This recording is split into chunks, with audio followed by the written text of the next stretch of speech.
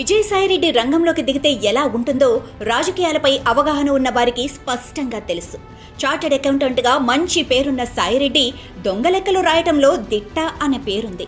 జగన్ అక్రమాస్తుల కేసులో విజయసాయిరెడ్డి నెంబర్ 2.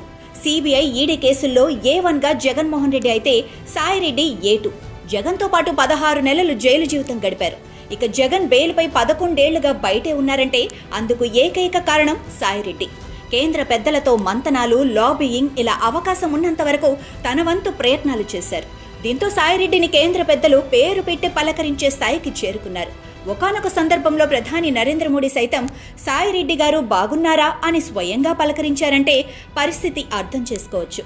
2019 ఎన్నికల్లో టీడీపీ ఓటమికి, వైసీపీ గెలుపునకు ప్రధాన కారణం ఎవరు అంటే కేవలం సాయిరెడ్డి అని మాత్రమే చెప్పాలి.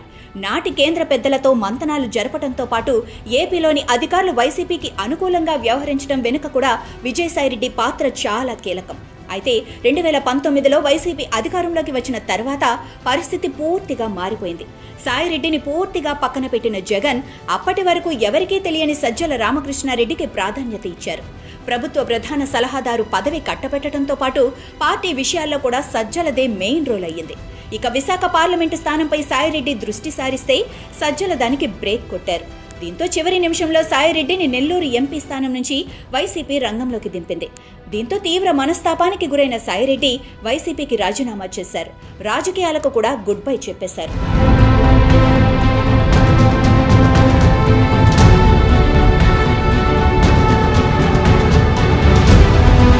అయితే ప్రస్తుతం మద్యం కుంభకోణంపై విచారణ జరిపిస్తున్న ప్రభుత్వం ఇప్పటికే రాజ్ కస్ రెడ్డి, ఎస్పీవై అగ్రో సంస్థ అధినేత సజ్జల శ్రీధర్ రెడ్డిలను సిఐడి అధికారులు ఇప్పటికే అరెస్టు చేశారు. ఇక ఈ కేసులో సాయిరెడ్డిని కూడా విచారించారు. దీంతో సాయిరెడ్డి మూలమంటూ సాక్షి మీడియా ఆరోపణలు కూడా చేసింది.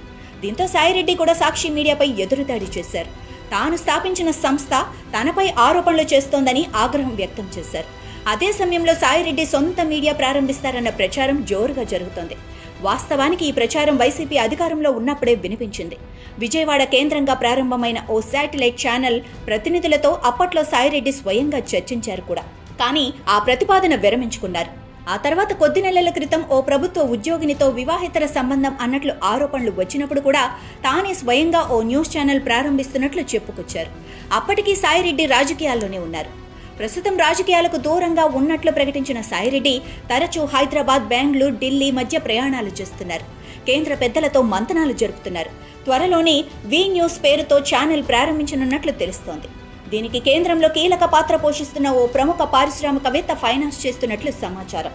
ప్రస్తుతం ఓ ఛానల్లో సీఈఓగా వ్యవహరిస్తున్న ఓ సీనియర్తో చర్చలు జరుపుతున్నట్లు ప్రస్తుతం మీడియా వర్గాల్లో చర్చ జోరుగా సాగుతోంది. ఈ న్యూస్ ఛానల్ పూర్తిగా సాక్షికి వ్యతిరేకంగా పనిచేయనున్నట్లు తెలుస్తోంది.